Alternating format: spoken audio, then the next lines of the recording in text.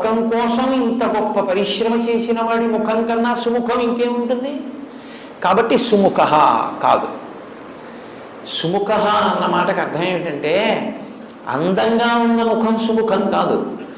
ఏ ముఖము ప్రేమని కలిగి ఉంటుందో, ఏ ముఖము ప్రసన్నమై ఉంటుందో, ఏ ముఖము సంతోషముతో ఉంటుందో దానికి సుముఖమని పేరు. శుక్లాంబరధరం విష్ణుం శశివర్ణం చతుర్భుజం ప్రసన్నవదనం ధ్యాయేత్. ఆయన ప్రేమ కలిగి ఉంటాడు. మనని ప్రేమించగలిగినటువంటి రూపం, మన కోసం ఏదైనా చెయ్యగలిగినటువంటి స్థితి ప్రేమ, అది ముఖమునందు అభివ్యక్తమవుతుంది. సుముఖ ప్రేమ కలిగినటువంటి ముఖం ఉన్నవాడు మనందరి పట్ల ప్రేమతో ఉంటాడు, సంతోషంతో ఉంటాడు. సంతోషం ఎందుకు ఉంటుంది? ఆయన పూర్ణుడు కనుక. ఆయన పొందవలసింది ఏం లేదు, ఆయన అన్నీ పొంది ఉన్నవాడు.